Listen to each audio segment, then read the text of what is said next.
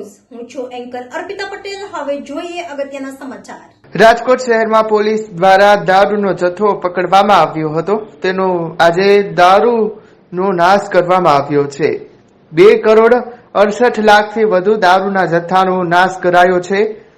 શહેરના સોખડા ગામ ખાતે દારૂના જથ્થાનો નાશ કરવામાં આવ્યો હતો, ત્યારે પોલીસ દ્વારા રોલર ફેરવવામાં આવ્યો હતો, જ્યારે દારૂનો નાશ કરવામાં આવ્યો છે। પોલીસ સ્ટેશનમાં જમા થતા વાહનોના મુદ્દામાલ તેમજ દેશી દારૂ અને વિદેશી દારૂના મુદ્દામાલનો નાશ કરવાની કાર્યવાહી વખતો વખત કરવામાં આવતી હોય છે।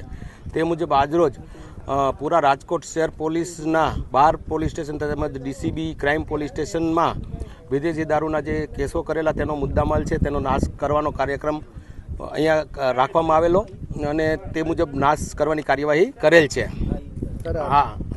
આ વિસ્તાર કુવાડવા પોલીસ સ્ટેશનની સોખડા ગામની સીમમાં આવેલો છે અને અહીં આગળ ઝોન 1ના 274 કેસોના 45,000 બોટલોના 1,16,00,000 જેટલો વિદેશી મુદ્દામાલ, ઝોન 2નો 261 કેસોનો 12,320 બોટલોનો 37 લાખનો મુદ્દામાલ, ક્રાઇમનો 80 કેસોનો 29,000 બોટલોનો 1,14,00,000 રૂપિયાની કિંમતનો મુદ્દામાલ, એમ કુલ મળી 615 કેસોનો 88,000 બોટલો અને 2,68,38,000નો મુદ્દામાલનો નાશ કરેલ છે।